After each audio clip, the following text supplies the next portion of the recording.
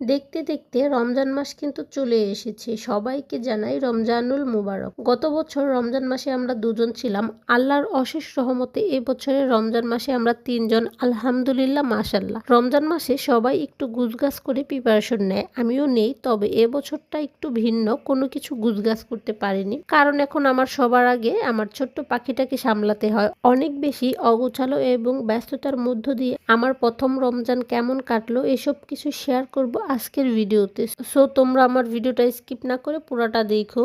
Hello everyone, আসসালামু আলাইকুম। This is lima and welcome to my first Ramadan blog. কেমন আছো সবাই? আশা করছি সবাই আল্লাহর রহমতে অনেক ভালো আছো। আমি অলরেডি অসুস্থ হয়ে পড়েছি। এখন যেহেতু ওয়েদার চেঞ্জ হচ্ছে, আমার অলরেডি ঠান্ডা লেগে গেছে। সবাই একটু সাবধানে থাকবা, এই ওয়েদারটা খুব একটা ভালো না। আজকের ভিডিওটি সাহারি থেকে শুরু করছি। আমার সাথে সাথে আমার রাত জাগার পাখিটাও কিন্তু উঠে পড়েছে। মা হওয়ার পর বুঝতে পারছি রাতের পর রাত না ঘুমিয়েও কিন্তু মানুষ বেঁচে থাকতে পারে। মা হওয়ার পর শরীরে আলাদা একটা শক্তি কাজ করে, সেই শক্তি দিয়ে বাচ্চাকে সামলাতে হয়। আসলে মা হওয়া যেমন কষ্টের তেমনই আনন্দের। যাই হোক, এই বছরের রমজান মাসটা আমার জন্য অনেক বেশি স্পেশাল, কারণ গত বছর রমজানে আমি যাকে আল্লাহর কাছে চেয়েছি সে এই রমজানে আমার বুকে আলহামদুলিল্লাহ মাশাল্লাহ।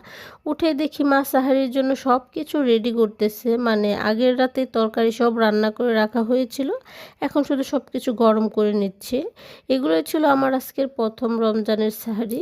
সাহারি খাওয়া শেষ করে আমি এদিকে ছোলা এবং ডাল ভিজিয়ে নিচ্ছিলাম। আমি এখানে হাফ কেজির মতো ছোলা ভিজিয়ে নিচ্ছি এবং সাথে ছিল খেসারির ডাল। তো আমি সবকিছু বেশি করে ভিজিয়ে নিচ্ছি, একবারে ব্লেন্ড করে ফ্রিজে রেখে দিব। প্রতিদিন আর সিদ্ধর ঝামেলা থাকবে না, বাটাবাটির ঝামেলা থাকবে না। এটা হচ্ছে পরের দিনের ভিডিও। মা সকাল সকাল রুম ক্লিন করে নিচ্ছিল।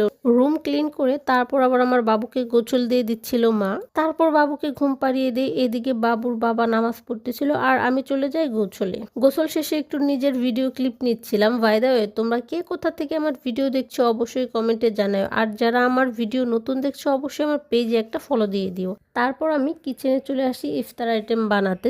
যেহেতু আজকে প্রথম রমজান, একটু ঝামেলা বেশি, এজন্য আগে আগে কিচেনে চলে আসা। আর প্রথম রমজানের ব্লগ আপনাদের সাথে 2 দিন পর শেয়ার করছি, কারণ ওই যে বললাম না আমার ছোট্ট পাখিটাকে আগে সামলাতে হয়। ওকে সামলিয়ে সময় পেলেই আমি আপনাদের সাথে ভিডিও শেয়ার করি।